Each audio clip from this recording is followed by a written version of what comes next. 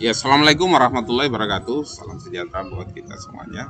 Hari ini saya akan melanjutkan materi di dalam buku Filsafat Ilmu. Ini masih kata pengantar atau uh, pembuka ya. Ya, kata pengantar biasanya dengan judul Membuka Cakrawala Keilmuan yang ditulis oleh Profesor Dr. H. Kailan MS. Di sini ada grand naratif itu menguasai dunia ilmu tak kala perkembangan ilmu pengetahuan mencapai puncaknya pada abad ke-20, yaitu dengan munculnya gerakan lingkungan Wina atau Vienna Cycle dalam bahasa Inggrisnya, atau dalam bahasa Jermannya Wiener Kreis, dengan pandangan neopositivisme atau positivisme logis pada tahun 1924 di kota Wina, Austria. Gerakan ilmiah ini terdiri atas anggota-anggota para tokoh ilmu pasti dan kealaman dalam berbagai bidang. Pandangan keilmuan positif logis ini dipengaruhi secara kuat oleh tradisi empirisme, rasionalisme, positivisme, kritisme, Immanuel Kant.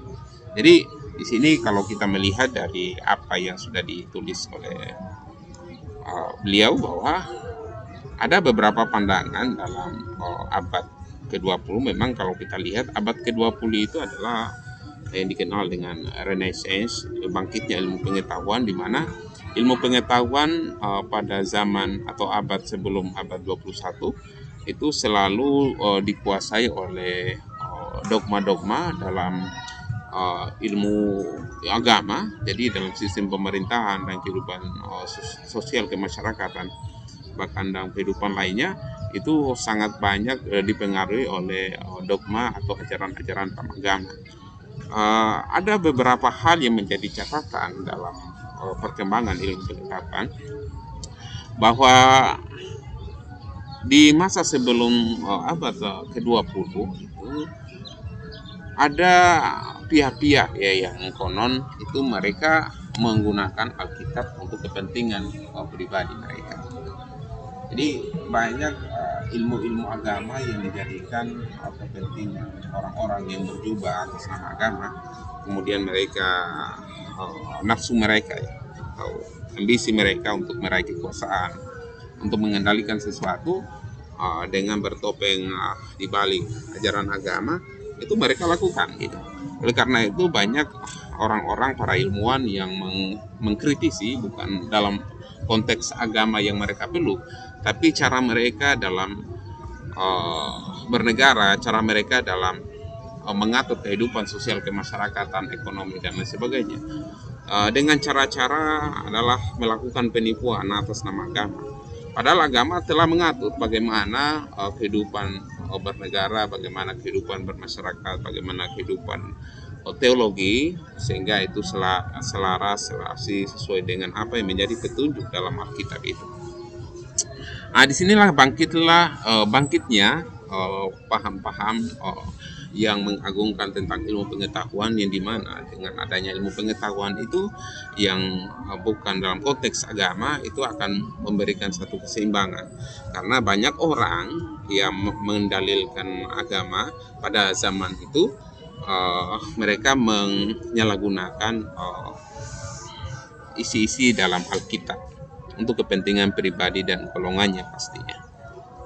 Lingkungan Wina mencoba untuk menyatukan keanekaragaman ilmu pengetahuan dengan bahasa dan cara kerja ilmu-ilmu alam.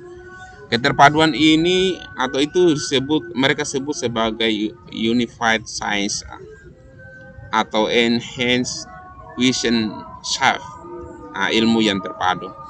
Ilmu yang terpadu dijabarkan dalam pandangan positivisme logis yang menyatakan bahwa sumber pengalaman hanya satu, yaitu pengalaman yang berasal dari data indrawi. Jadi kalau sebelumnya bahwa apa yang menjadi pengalaman itu adalah bisa jadi adalah pengalaman spiritual gitu, apa yang mereka rasakan, apa yang mereka lihat, apa yang mereka raba, itu adalah bagian dari pengalaman.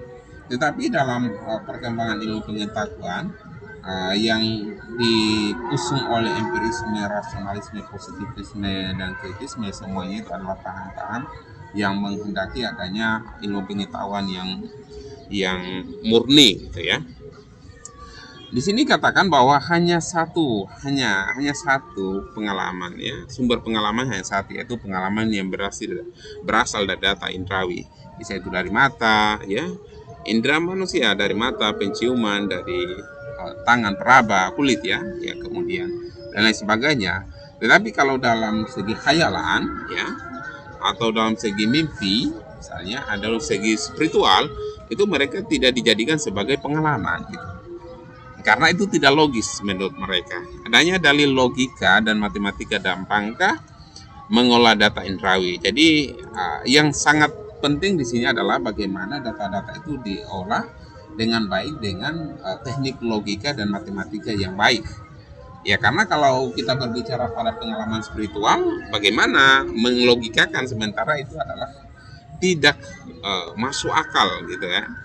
Atau dalam wilayah kepercayaan, sesuatu yang menjadi wilayah kepercayaan itu maksudnya adalah logika manusia belum bisa mencapai di situ. Cara berpikir manusia belum bisa dicapai, makanya disebut tidak logis gitu. Ya, jadi tidak logis itu bukan sesuatu yang salah. Tidak logis itu dalam artian bahwa kondisi akal manusia itu tidak memungkinkan untuk menjangkau pada hal-hal yang dialami oleh seseorang ya kurang lebih seperti itu ya. Katakanlah bicara malaikat, cara malaikat dalam ilmu logika tidak akan bisa, karena malaikat siapa yang bisa lihat sih ya? Kalau katakanlah saya bisa lihat, orang lain tidak bisa lihat, maka itu tidak logis. Artinya logis itu adalah saya lihat, orang lain lihat. Benda yang dikatakan itu meja, orang lain katakan meja dengan berbagai macam ragam bahasa yang mereka miliki. C. Adanya perbedaan yang tegas antara garis batas ungkapan yang bermakna atau meaningful dan pernyataan yang tidak bermakna atau meaningless. D. Adanya penegasan bahwa segala kebenaran dan kebermaknaan harus melalui prinsip verifikasi. Jadi segala sesuatu kebenaran itu harus diverifikasi loh gitu. Bukan kebenaran yang subjektif, tapi kebenaran yang objektif. Bukan kebenaran yang spiritualis, tapi kebenaran yang logis. Makanya segala sesuatu yang menjadi kebenaran itu dikatakan kebenaran karena sudah diverifikasi. Kalau tidak diverifikasi, itu baru dikatakan tidak benar atau tidak masuk akal atau tertolak oleh logika manusia. Menolak segala ungkapan metafisika termasuk bidang nilai, etika, agama, ketuhanan, dan lain sebagainya. Berdasarkan prinsip-prinsip inilah maka berkembang metode ilmiah yang didasarkan atas logika dan matematika yang dikenal dengan metode kuantitatif. Jadi ya inilah yang menurut saya ada perbedaan antara ilmu logika dan ilmu filsafat ya.